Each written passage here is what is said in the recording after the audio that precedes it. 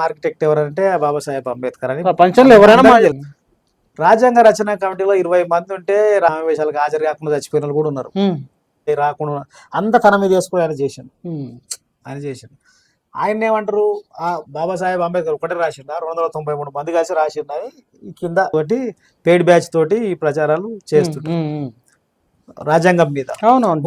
అంటే రాజ్యాంగం అనేది కలగూర కంప, జర్మనీకి వెళ్ళి ఇంత, అమెరికాకి వెళ్ళి ఇంత, విదేశం ఆడికెళ్ళి ఇడికెళ్ళి తెచ్చి పెట్టుకుంటారని చెప్పి.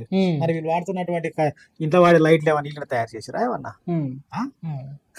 వీళ్ళు ఇంట్లో వాడేటువంటి ఐరన్ బాక్స్, ఇంట్లో వాడే కలర్లు, వాషింగ్ మిషన్లు అన్ని ఈ దేశం శాస్త్రజ్ఞులు తయారు చేసినాయనా?